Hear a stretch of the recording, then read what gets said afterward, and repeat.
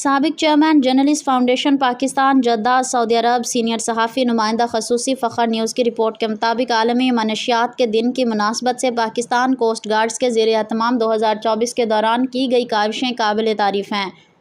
ہر سال 26 جون کو منشیات کا عالمی دن منایا جاتا ہے۔ اس کا مقصد اقوام عالم کو اسمگلنگ اور منشیات کے نقصانات سے آگاہی دلانا اور اس کی روک تھام تلف کرنا اور معاشرے میں آگاہی پھیلانا ہے۔